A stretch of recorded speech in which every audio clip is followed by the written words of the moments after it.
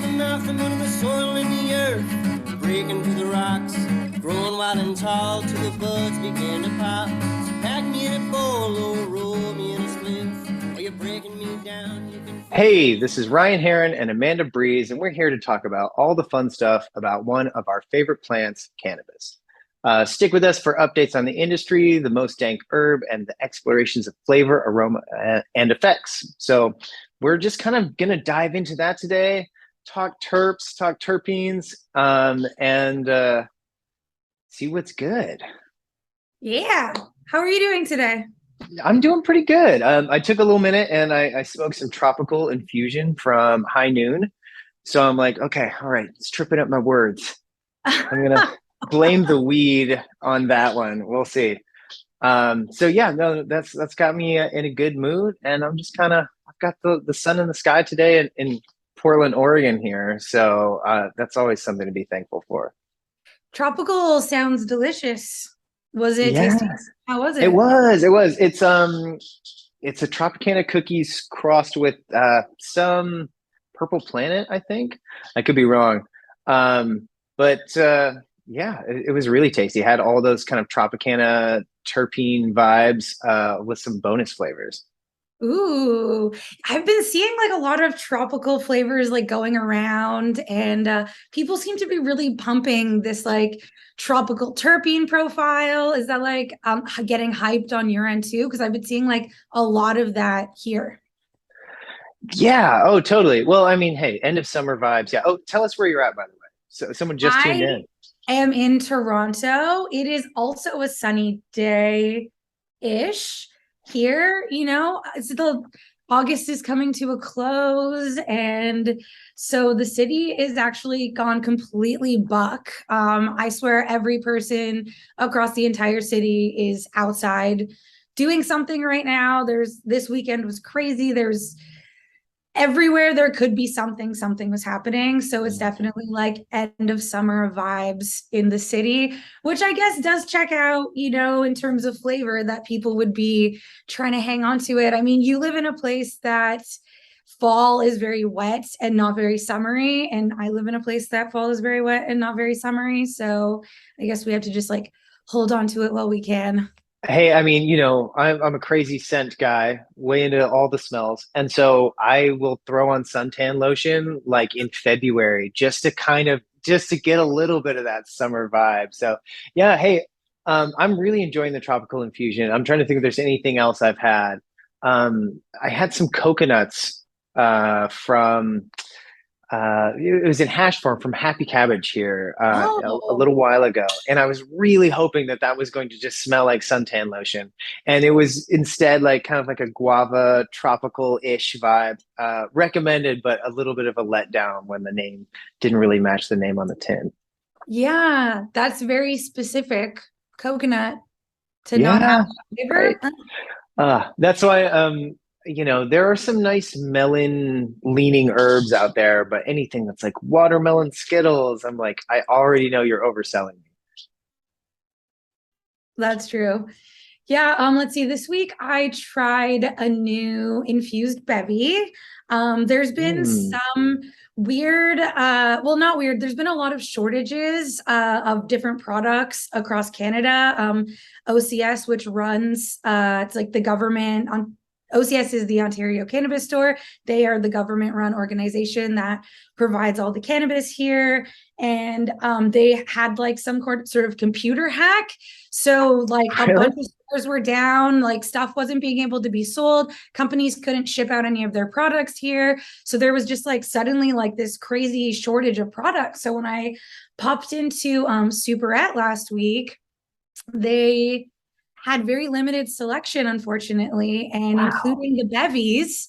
And part of that is due to the popularity of cannabis beverages right now. Like people are really end of summer vibes. They're switching it up. They're going for the tasty bevy category at parties instead of alcohol. But then part of it was also this like crazy shortage that's happening. So I had to try a new flavor. But my thing is I like sugar-free or low sugar because I Okay. don't like being blasted with a sugary. So it just makes my tummy hurt when there's too much sugar in bevies. So I like more of like a sort of like a bubbly or a LaCroix kind of vibe, like a Totally. Yes. bubbly water flavored. Yeah. Um, and so the one with the least amount of sugar was still like 20% sugar, and had more than 5 grams, which I think is quite a lot. I liked it. I think it was 3 and 6, 3 THC, 6 CBD. Okay. Yeah, and I'm a really big fan of high CBD bevies. Sure. So I was really spoiled in Colorado because while I was there, you can go anywhere and get 50, 100, 25 milligrams cans of CBD, like at a convenience store, at any shop. And I was just pounding those because they're so freaking good. But here we still have our 10 milligram max. So 6 is pretty good.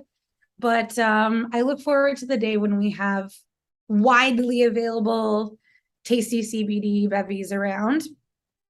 But this beverage I tried this week really got me thinking because I also had a can of like Coca-Cola, and this infused drink had more sugar than a can of Coke. Wow. And I'm thinking to myself, beverages already exist. What is the problem here? Why is there so much sugar in these cannabis infused drinks? I dislike that as well. The fact that they kind of so much of the candy type edibles, or so many of the edibles are candy type products, right? Where it's something that's like, we know you want to have so much fun, so here's all the like guilty, super sweet, super salty type things, and it like one of the latest offerings I saw was kind of inspired by black market products, and it is essentially like melted gummies covered in nerds. And the fact that this can basically only be sold to adults is, I mean, like, how often do you want to eat something like that? Yeah, I'm not really a candy person. I am a chip person personally. So Sure. that holds no interest for me, but I like it, but I would never buy it. But I would like to see it. That sounds fun. But yeah, I would never buy a candy covered candy product. That's like literally a hat on a hat. Yeah. Um, yeah, I do like that most of the beverage options here tend to lean towards the soda water, ginger beer, sarsaparilla. There was even Urban Tribe. At least their initial offerings were all fresh squeezed juices that had to be refrigerated. They had a very short shelf life. And I think they've added maybe like a grape since then that's probably from concentrate. I couldn't tell you for sure. But it's nice that those options exist because I really like, especially a high dose beverage in something that you might share. Like if you're mixing up like NA THC drinks, or if you have like a punch that you're offering, that you're like 100 milligrams in this bowl or whatever. So people can kind of like self titrate by just like drinking little tiny glasses. I love that. And I think that's so great. And it's funny because that article that came out this week in the New York Times was really shitting on infused bevies. And it's very weird to me that this new approach to consuming cannabis is being criticized so heavily in sort of mainstream media. Yeah, it is a little strange. It almost feels like promotion for an alcohol company that was like, hey, let's get ahead of this a little bit. Um, but I don't know. I think it does speak to how there is some confusion in the market. Like people don't really know. Not everyone can just look at the number of milligrams in a drink and know if that's going to be a good fit for them or not. And I don't know if there's a better way to communicate that, especially something that can be homogenized across all of the the product offerings. That seems a little weird, like, oh, well, I know that I can drink pink drinks or whatever because they're low dose. I don't know. I'm just making stuff up now. But I don't know. I think that the industry is still really young when it comes to all of the beverage offerings. And once it's matured a little bit, I think we will see less sugar, more clear labeling where it's like this is probably the effect you can expect. And I really hope we get that Colorado model where you can maybe buy it everywhere, CBD or not. Yeah, that would be amazing. I think it's interesting because, I'm trying to think back to when I first started really consuming alcohol. And especially, when I was living in the States, I just think there's more options for craft and higher percentages IPAs. And sort of, I just found there was more selection around alcohol, especially in Oregon. You can get fancy 9% sort of kombucha inspired single bottles of things. And I found there was a lot of selection. And I try to think back to those times where I was discovering sort of like my tolerance for alcohol, and like what really worked for me. And I found through, trial and error that IPAs Truly. are way too strong for me. When it's like 6 or 7% IPA and you get a 6-pack, yeah, that's a guaranteed hangover. I'm not going to have a good time the next day. Yeah. And that was definitely, I had to drink a few to realize that mistake. And I guess in a way, people don't think about, I don't want people to overconsume cannabis beverages, but I think it's sort of aligned with trying any sort of new intoxicating products. There's a little bit of trial and error that happens to it. And maybe you do want to start off with, half and see where that takes you. I think the problem with cannabis edibles and beverages is because often people experience such a delay in effects, they're more likely to overconsume. And I think that's just, a PR thing, a little bit of information before you take them to understand that maybe just half the can is a good start and see where it takes you before you overdo it, which maybe might have been a good warning on some of the IPAs that I had last time I was in freaking Oregon too. Split it with a friend, right? Then it's more fun all around. Yeah, and some of the beverage producers I've talked to say that, hey, because the cannabinoids in here have been nano emulsified or like mixed into the drink in such a way that it is like it's going to hit your system almost immediately. There's no digestion involved. You don't have to break down the brownie to feel all 25 milligrams in it. It is basically available as soon as you drink the beverage. So you do get like a little quicker onset. So that's all the more reason to share it with someone, right? Because hey, 15 or 20 minutes from now, you're going to have a pretty good idea of what you're in for. And if you need to drink another one, you can. Yeah. Well, I'm going to have to start stocking up because just these crazy product delays and this strike going on in BC, things are not looking good for the Canadian cannabis industry right now. And it is definitely affecting people's access to products across the board. Yeah, that's really annoying. Just because, hey, you want the things that you want, and that is kind of a kind of difficult thing with cannabis anyway, right? Is so many things change batch to batch, or the strain that you really liked is likely not available anymore, and you just kind of have to like suck it up and say, well, I like the farm, I'll do something else that they're into, or try something else. Yeah, and that's something I was thinking about recently too, is that I've really noticed a drop here in the popularity of everyone's favorite Blue Dream. And I was, thinking to myself, like, what happened? Where did Blue Dream go? Why is no one talking about my personal favorite strain, the best strain probably in the world? What's happened? And I realized, having so many fake versions of the Blue Dream has led to people thinking it was all hype and that it wasn't worth the time, and people have just stopped buying it. I don't really see it on shelves anymore here. And granted, the versions I was finding were always fakes.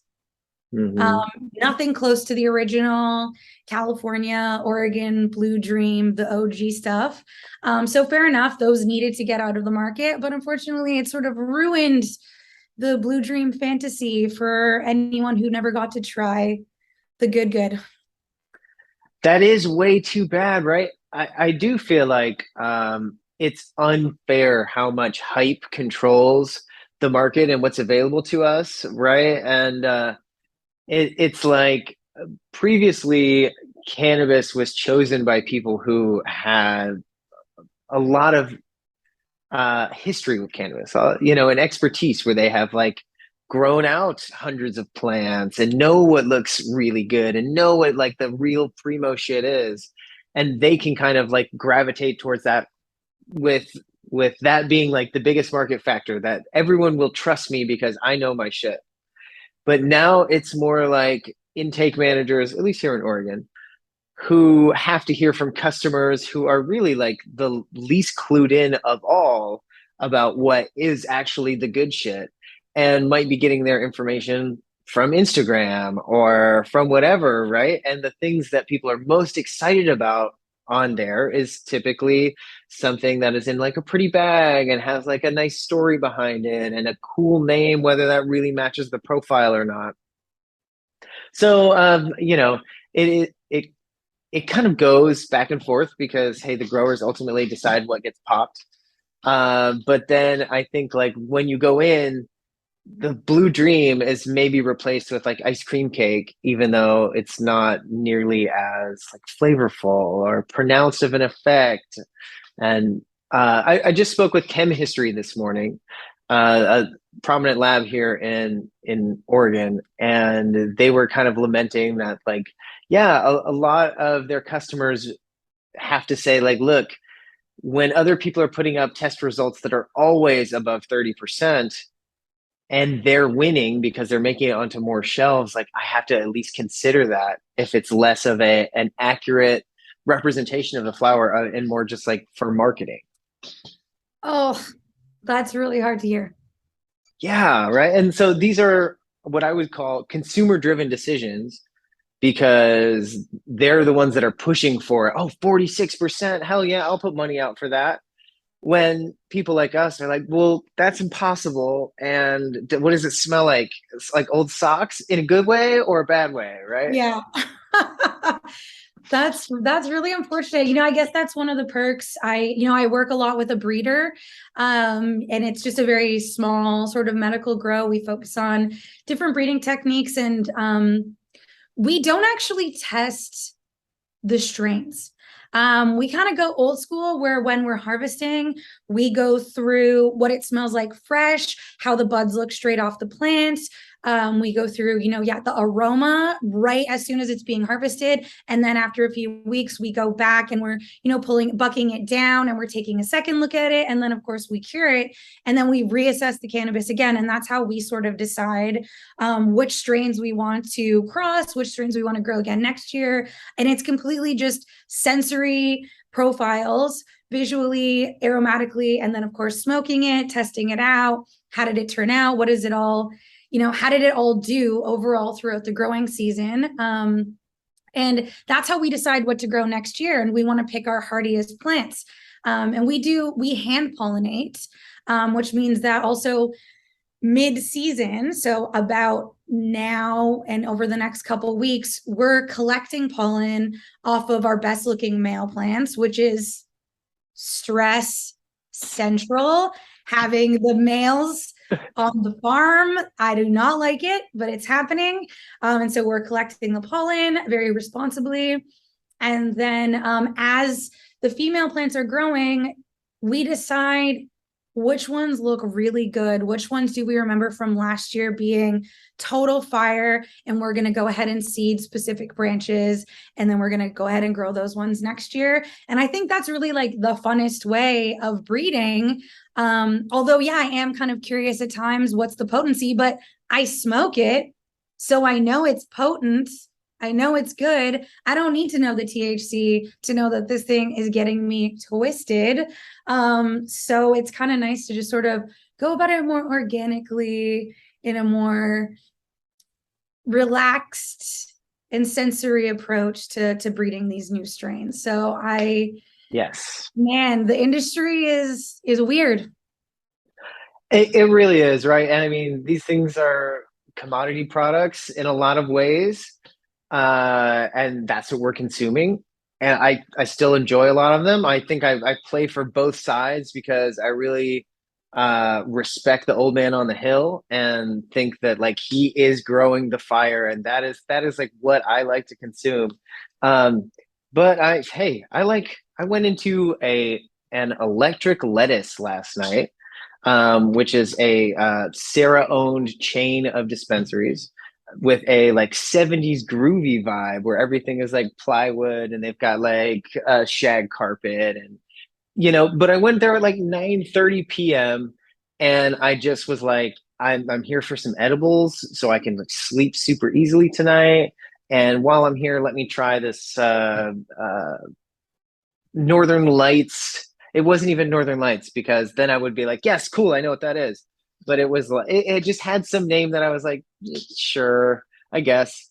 And the weed was fine, and the edible put me to sleep like a little baby.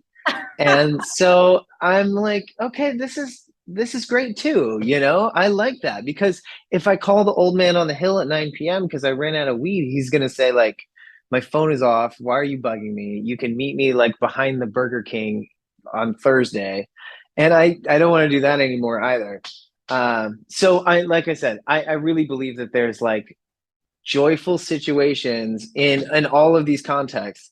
Uh, and it's easy to get burned on both too. So hey, weed is still the same as it ever was, I guess, even though I can go at 9:30 and fill a shopping cart full of edibles. Absolutely. And like for your night edibles, are you going just like, what are you looking for in your night edibles? Like a higher THC? Have you dabbled in the CBN at all? Yeah, I've definitely played with CBN, and if you overdo it, for me, it tends to act like melatonin, which makes me really groggy the next day. Hmm. THC processed pretty fast for me, and so I find that just straight THC works the best for me, and usually a little CBD counteracts that as far as sleep goes. I think that if you're somebody who really needs help sleeping, that's not me, then CBN is probably like a lifesaver. Yeah, I've tried a couple of CBN THC pens. I'm Pens, not a okay. huge, I'm not a huge fan of the pen, admittedly. Like I'm just Yeah. not a vape person. I love smoking, and I'll do the edibles sometimes. But yeah, I didn't find it very immediate, and it might just be the THC balance because then I was just kind of stoned and just sort of wanted to watch TV, which is like the opposite of what you want to do when you want to go to bed. So Yeah. ended up just kind of eating some snacks and binging some television. Didn't work for me. That's why I was curious what you were working on over there. I think that that's the exact experience because, like, if you ever smoke some old weed that somebody gave you, like, they're just like, oh yeah, this is from a year or two ago, but it's just, it's like a half ounce. I'm not gonna smoke. Here you go, and you're like, oh cool, and you smoke a huge joint of it. That's what I end up doing, is just falling into the couch and just not even really paying attention to what I'm watching. And I think that that is the CBN experience. And you definitely want the ice cream like right here in those situations. Yeah, that's the problem. Now, I have a bit of a confession because I am that guy with a ton of weed from like not last year, not the year before. I actually have a secret stash that I cannot seem to part with from Humboldt from probably like 6 years ago, if not more. And it's because I went there. They had a ton of bee. It was an old farm I used to work at. They Blue Dream, Girl Scout cookie. They just had some really classic strains that they were growing there, and probably the best I've ever seen. And I just went to visit them just to say hi for a couple days. And they sent me home with like a ton of stuff. So of course I mailed it out here and received my package. And I have, yeah, like probably 6+ year old jars, plural, of Blue Dream. And I don't want to Nice. smoke it, but I don't want to get rid of it. And I keep these jars closed all the time, and it still smells so good. Yes. It looks like shit. It's very brown. It does not look good, but I cannot part with it. I have like let's call it my vintage cannabis box that sits in my office. Uh, you know what? I'm even worse. I will smoke every crumb in the house, and including like when I have to write a review, it is usually like the last little like tiny bud that I saved because I was like, oh shit, I can't smoke that unless I can write 500 words about it. Right. And so, yeah, I'm the exact opposite. I have friends who are like, oh, yeah, let me go into my archives. And they come out of their closet with, like, oh, yeah, the Green Bodie Gorilla Glue 2019. Like, I do have some of that still. And I'm like, how? It's like trying to save an oyster, you know? It's like, it's only going to get worse. But I love that you can just crack into those nugs and still get that like profile. And it's like it's maybe not as vibrant as it once was, but like, hey, it's there, you know? There brings me back to the good days, the days I long for of the perfect blue dream days, and well, yeah, it's I maybe I need like a filing cabinet or something. I should start storing them, by year and location and stuff. I need to do something with it, but I just for some reason I cannot part with it. And I think from that trip brought back some Gorilla Glue, which is probably one of my least favorite strains. Oh, one of my favorites. I've had some Gorilla Glue trauma because we do so much of it. Like, yeah, exactly. For trimming, probably like 3,000 plants. Like, we had so many weeks of trimming Gorilla Glue. And it just, yeah, I have a little bit of trauma from that one. So that jar probably smells just like the day I packed it because I don't think I've even opened it Oh, I once. would love to get into it. And Gorilla Glue always oxidizes so fast too. One of my like favorite memories is there's a grower here that I really love. Definitely old man on the hill type. And I was showing him some weed, and he goes, man, they should give me this cut because if I grew it out, it would be throwing gang signs, just like all stretched out. And I'm like, yeah, yes, I can totally envision it. And it's his Gorilla Glue that like best displays this, where it's just, big spindly calyxes, like all plump and stretched out. Yeah, I'll always love that flower. And when you talk about having mystery pollen on your sleeve that you thought you washed off that you didn't, hey, some of those happy accidents at the farm turn into, something that is on every shelf until someone is sick of it. Yeah. And it's funny because we do a lot of, on the farm, it's all outdoors. So we do a lot of end of season stuff outside, so as we're like taking down the plants and we don't really do a lot of defoliation before we do the harvest. So like kind of day of harvest or 2 days before, I'll go in and defoliate a lot. But then before we hang, we take everything off. And so Yeah. we'll be sitting outside if it's a nice day and really doing it. So we end up having a lot of volunteers, surprising number of volunteer plants pop up. And so this year we have 4 volunteers. We had more, a couple were males, but 2 of them ended up in the greenhouse. And they're both the greenhouse is about 15 feet, and they're both about hitting the roof. So Oh, and you monsters. don't know what it is. It's just ginormous. There's Yes. 2 of them. And then somehow perfectly last year and this year where the house is, there's sort of like a nice little herb garden out front. And we've had 2 volunteers pop up at the front of the house as well. So it's really cute because as you're walking up to the house, it's like we planted them there as part of like Like, welcome. and Yes. last year too, there was just like 2 little perfect, and it could be, oh, maybe we were rolling and we, flicked a seed out onto the Yeah. lawn, but these volunteers are just so perfect and mixing and growing with the herbs. And last year it was definitely some sort of, we were calling it Goliath because it was hitting the roof of the greenhouse and like bending itself in, it was just this giant, I mean, the leaf was like as big as my torso. It was crazy. No clue what it was, but maybe some sort of grape origin. It had a lot of this sort of deep grape aroma coming through. But harvested, yeah, we ended up making hash out of that particular plant because it was a little bit mildewy in certain places. So not quite to the standard we'd like to keep with our flower, but too crystally, too gorgeous to just part with. So and ended up making some really beautifully colored hash. It was turned out for a volunteer, that's not bad. I think we got half a pound off of that plant. Yeah, seriously, that's always really exciting. And just like those rando plants that just pop up, where you're like, you're supposed to be here. If you made it through all of that and no one gave you any love and it's still like rocking, you're like, okay, cool, you can hang out. You've earned That's, it. those are the winners. Those are always the winners. I remember going to 54 acres last year for harvest in Medford, Southern Oregon, and their whole thing is that they just do monster plants. Like these things are 25 feet high, and like triple trellised, and you can't even like go and check on the plants without like the big ladder.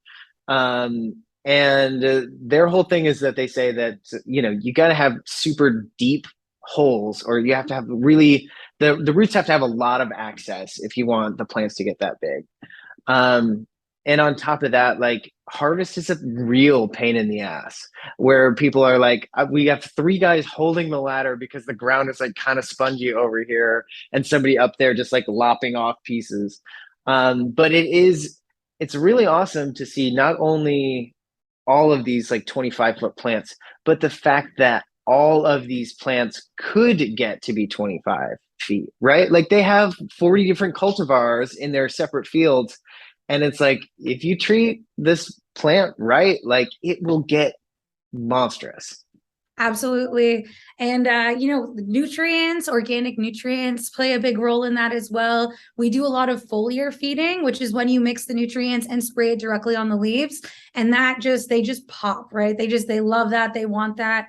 They soak it right in. But that's also just like why I love outdoor growing, because they really do get that big. And of course, some people prefer to grow the smaller stuff. That's fine Sure, too. for all the Um, reasons. you Yeah. know, Girl Scout cookies, certain strains are always going to be a little bit more petite, but man, I love those big ones. But yes, as someone who has done many, many harvests on many outdoor grows, there is nothing more annoying as a short person having to climb a giant freaking ladder to get to the top of the plant, just to decide that, and the ground is spongy, your ladder's freaking sinking, you're flailing around, you got your shit everywhere, trying to keep the weed out of your hair. It's hectic. It is definitely hectic. And then you get to the top and you decide it could wait a couple more days. Let's just see what happens. Yeah, exactly. Up there with your jeweler's loop swinging back and forth. Yeah, that's how it goes sometimes.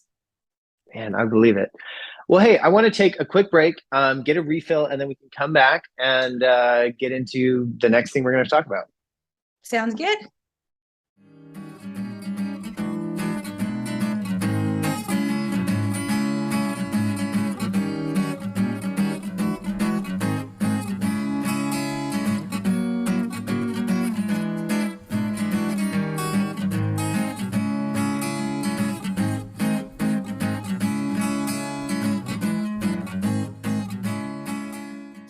Yeah, that's our thing, right? Terpenes, smells, flavors. I think what's interesting about cannabis is that a lot of people in our industry are just jumping into understanding what terpenes are and how they affect our bodies. And so I always try to remind people that, terpenes are common in every plant. They're basically scent molecules. It is, the base of scent. It is where smells come from. And a terpene is just sort of the scientific word for smells, these smell molecules. And so when we're talking about terpenes in cannabis, these are the same terpenes that we would find in an orange or on a pine tree. So anytime you're experiencing aroma, you're experiencing these terpenes entering your body, and terpenes essentially will affect your energetics, your mood. They can have, your body will have physical responses to terpenes. Psychologically, they affect you as well. So when you cut into a lemon, it's the same zest and energizing aroma as when you're smelling a limonene rich cannabis strain. We're experiencing this limonene terpene, which smells reminiscent of lemon. And it's the same one in any botanical source that would feature that lemony scent, probably has some limonene in it. So that's sort of the essence, the simplest way of describing terpenes. They're smell molecules and we smell them. and I they love enter it. our Yes. bodies. Yeah. Right. And Like, and you can't see these molecules because they're so small, but I think it's helpful to visualize them, right? Because we've all seen particles, we've all exhaled smoke and seen the way that it kind of plays in the air. And if there's a warm draft, it goes up. If it's cold, it falls. These molecules they all have their own individual weights and scent. It lifts up, it comes off of the plant, it kind of drifts and falls down and bounces off things. If you're out somewhere and you smell weed or roses or garlic frying, those molecules, you cannot see them, but you can visualize them all the way back to the pan of olive oil and garlic.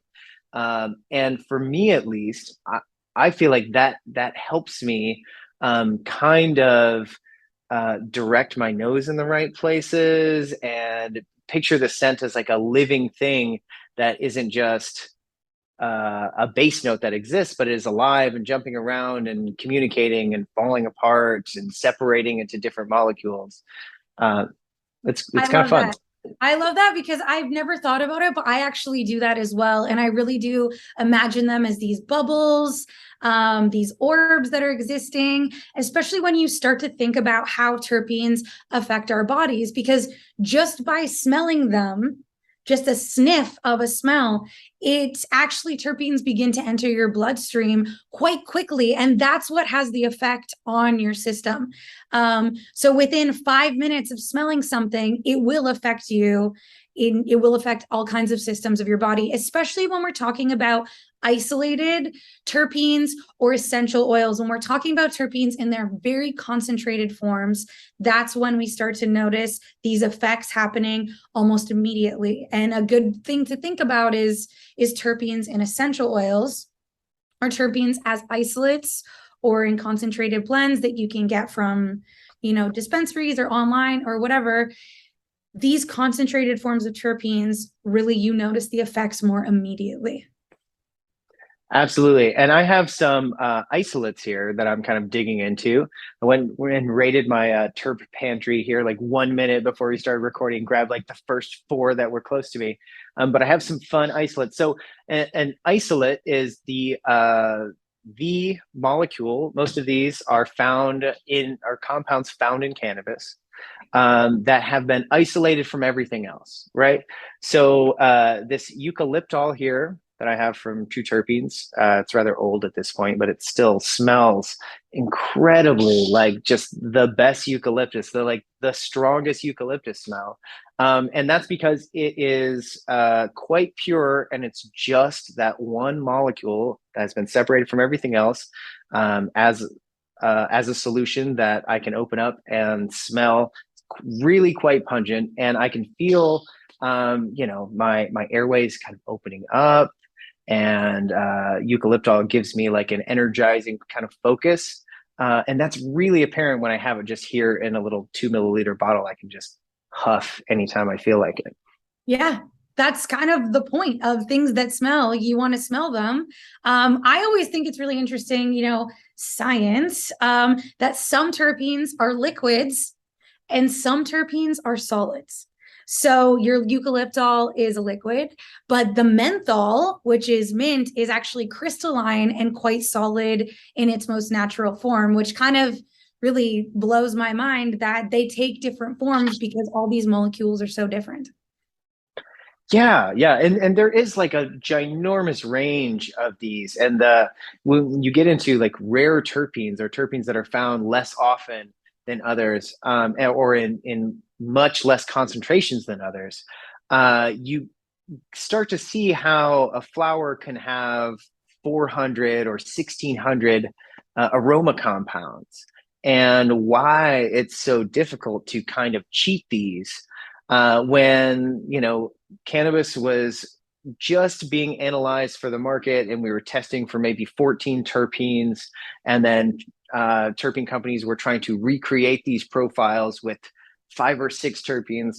You can get like an idea of the scent, but you're never going to get that I'm going to save this for 6 years blue dream type scent that is so complex that it like lights you up. you can get like a hint of that, right? And sometimes all you need is a hint to convey the message, but it's not the same experience. It's not exactly the same, but I would say that with Abstracts Terpenes, which is another brand we both love, their Blue Dream is very, very, very close, almost exact, like just right there. And when I smelled that for the first time, it was the first time in years that I remembered this is what it smells like. You know, it's got those deep kind of grapey undertones and just this full bodied, hits you in the face, blue. Like it's just so, so good. And theirs was very close to the real thing. And I think that was my first experience working with a terpene blend where I was actually like, oh, yeah, this It's is real. getting very sophisticated, especially Abstracts. I mean, they really do care about weeds, so they're trying to do a sophisticated recreation of that profile, and they're using other compounds than beyond just terpenes, right? So, like I said, when we were 6 or 7 years ago, only testing for 14 terpenes and then maybe 40. I think now Abstracts tests for nearly 1,000 aroma compounds. Yeah. So we're getting really close. And I mean, this is the exact same technology that companies like Impossible Beef, or what is the brand of that plant-based beef product? Oh, Beyond. Yeah, Beyond, right? Beyond and Impossible, these companies, they're Yeah. using the same like headspace technology to examine the scents that are produced from frying meat, to recreate or at least come very close with molecules created from yeast or other plant-based products. And we're getting really close. So I think that it's like, give it time, and we'll be able to like spray a dream in your face, and you'll be like, oh yeah, oh, I just dreamt like I was on a tropical island for the last 2 months and had Yeah, a I great would love time. that. I think a smell that I would love to capture um would be like that April, May, spring breeze that smells kind of like sweetgrass when you're standing on top of a hill and you just get that sweet spring breeze. Like to me, that is like so that is perfection. That is aroma perfection. It's nature, it's the sun, it's got everything in it.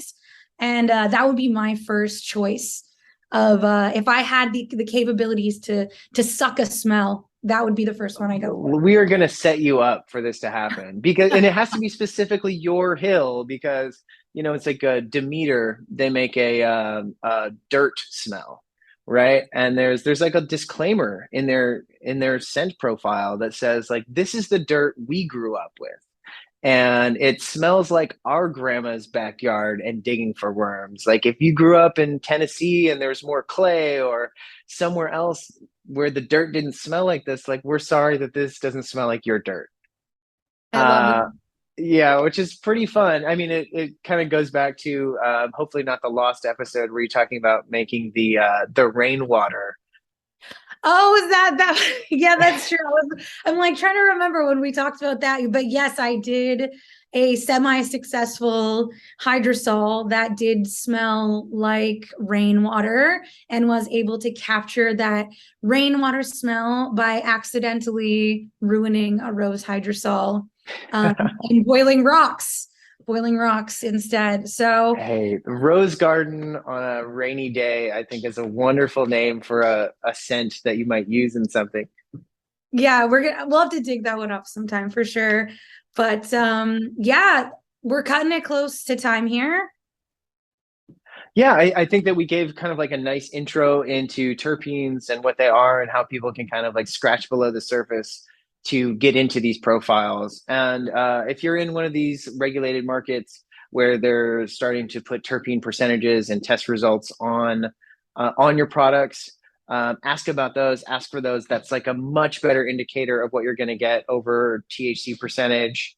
Yeah, labs have much less incentive to bullshit you on terpene percentages. It just, no one cares that there's that much myrcene in there. They would rather give you a larger terpene test and say like 3% terps or 5% terpenes. So you can get really excited about that.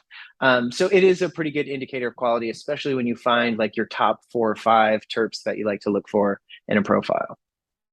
Yeah, and sensory profiles, we're starting to see more of them coming out from different brands that are doing their smell tests, exploring those profiles. And I've been wanting to see more of that in a more dynamic way on packaging as well. As much as I love seeing all the terpenes listed, and hell, if you want to list 100 terpenes or 1,000 terpenes for me, I'll sit down for an hour and read the list, no problem. But I think sometimes those can be summed up a little more succinctly and a little more dynamically in the way that we talk about perfumery, or again the way we talk about alcohol. Like we were saying earlier, when you go to buy a craft alcohol product, whether it's a fancy beer or whatever, it describes its flavor and its energetics, and sometimes they're really fun, and it's like takes you back, brings you to a memory, brings you to a place. Like, let's start bringing that into these terpene profiles, so that when we buy something called coconut, but it tastes like guava, we know, because that's okay. But if we need to work off the information we're being given. So I think a nice balance of all of the things moving forward is going to be really fun for Yes. everyone. Yes. I want someone to walk in to a little mom and pop shop and buy a color coded edible and get the experience they want. And I want to go to like the boutique spot where I have to be buzzed in, and I get a jar that has like a booklet, like in collaboration with an artist. And there's like poems and 20 pages of terpene results. And that's what I want. That's the experience I'm here for. So I hope everyone can kind of like connect with what works best for them. I will just add that there was a recent ad campaign that came out from, I believe, Green Seal, and Okay. they did a virtual interactive ad in a free magazine, a free cannabis magazine publication here. And basically, when you held your phone to it and had your camera on, you were able to move your phone like you were inside the garden, like you were inside the drying room. And as you move your phone, it was taking you around all of these moments and all these places. And for me, that was like such a breakthrough in advertising, in showing the back end of how these things are happening, what it looks like. Not everyone's had the privilege to walk onto a weed farm and see the plants in action, or see a drying room, or stand on a freaking ladder. So it's cool to be able to see like, oh, this is what's happening in this is how this is processed, and this is how we care for our plants. And I think it would be really fun to get some of these virtual sensory profiles going as well. Is sort of what I've been thinking of lately. Is like, how can we combine this neat technology that literally takes us into the growing process, but bring the flavor and bring the vibe of the product into it as well. I'm all for it. Give me all the sensory experiences. And I will sit here and like you can go into Google Maps and even go inside some dispensaries here, and see the shelves, which is such a cool little like, oh, hey, I didn't know I could do that. So, hey, if you're in one of these states where things are still locked down, go surf a dispensary, go check this ad that Amanda was talking about, and hopefully get some little sensory experience to go along with it. Yeah, that sounds cool. And if you have your favorite smoking spot in the past, right now, we want to hear about it. Go on our Instagram at the dot smoking spot on Instagram, and message us there, or follow Amanda and I on Instagram. I'm at the loud 100. Amanda? At emerald.temple.living. Yes, we have those cool cannabis shadow bands, so you have to type in every single letter to find us, but we're findable, and we post often. And definitely So worth it. yeah, yeah, totally. So here's that smoking spot, and we'll come back and wrap up the show. It's nice to meet you. I'm Jasmine. I live in Calgary in Canada, and I'm from the UK and also lived in Australia for a while. And have been working in cannabis for a bit and primarily do marketing stuff. But so the first one is every year a few members of the community at the BAM Center would build an igloo, and it's like super hard work, but it's so satisfying and it lasts all winter. So a few of us in the evenings would set up in the igloo with like some speaker and some snacks and blankets and lights and just like completely hotbox it until the smoke was so thick you could barely see the other person's face. And then eventually, of course, we would get too cold and have to crawl out, but it was dug down, so onlookers from a certain angle would suddenly just see three stoners pop out of the snow in the middle of the night, which was quite funny. And the other spot I had was also in the Rockies. So in summer, I used to love smoking while I was hiking and exploring out in nature. And one day I was hiking through the forest and took this detour from the path along this barely visible track that I had just noticed. And I came out at the edge of this ridge on like a cliff edge, looking out at like this big gap in the river below. And I had this huge tree that had grown sideways over the edge, so the branches like outstretched across the ravine. But it was still firmly rooted, so you could easily like walk out and sit on a branch with your legs dangling over the drop to the river. And that's like the best place to get high, just in nature with an amazing view. And I went back there all the time. No one was ever there. I don't think anyone else knew about it. So it was my little secret spot. Okay, awesome. And lastly, we're just going to do a quick shout out to my friend Austin Warren, who wrote and recorded our fantastic theme song. He's on Instagram at Gator Troubadour, and you can find his music at gatortroubadourmusic.bandcamp. Thanks so much for tuning in. Yeah, everyone. Thanks so much, guys. We'll be back next week. Hope you will be too. And go ahead and hit us with those questions and smoking spots. Bye. Talk soon. Hold it up, hold it down, and don't ever stop. Well, you can always find a smoking spot. Yeah, you can always find a smoking spot.